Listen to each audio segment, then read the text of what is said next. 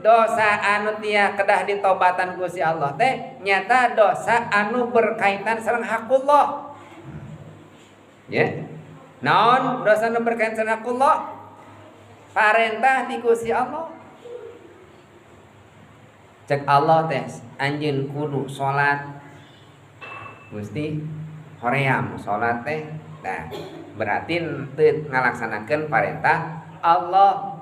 Kumaha cenah? Balik heula kudu naon? Kudu ngalaksanakeun salat. Namawi dina salat mah di mana urang teu ngalaksanakeun salat saatos urang balik maka urang wajib ngodok salat. Bahkan upami teh mah urang masih aya keneh kodoaneun salat maka teu kengeng ngalaksanakeun salat sunat. Ari salat sunat dipigawe ari kodok teu wajib kodok mah pahala lageung keneh salat kodok daripada salat sunat.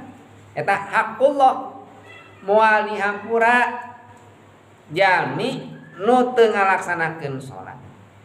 Kajabi tobat, nya tobatna migawe salat. Jeung ari salat mah teu aya halangna. Kajabi ped teh nya eta ka istri hungkul. Nu teu damang wajib salat. Anu sibuk wajib salat. Keur damel wajib salat, kemudian keur nyalse teu aya halanganana. Sepanjang hirup urang tos balik aya kewajiban urang midamel salat. Kumaha cenah pami teh mah ayeuna urang teh tos pikun. Ana kewajiban keneh pan hirup keneh pikun oge. Wajib naon? Salat ka jalmi anu pikun oge.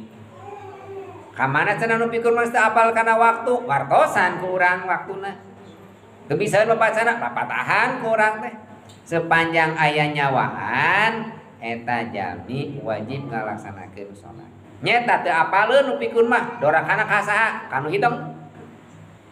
Ibu gaduh rama gaduh aki eta. Atanapi ibu tos teu emut. Tos pikun teu salat diantepkeun we teu salat. Si mama moal doraka da bogoh pikun saha anu sehat eta nu doraka mah keluargana nu doraka mah. Upami kapungkur mah sepuh ngantep budak, ena budak ngantep sepuh. Di mana budak ngantep sepuh anu pikun henteu dibimbing salat doraka. Sami jeung di mana sepuh ngantep budak teu dititah salat. Ya.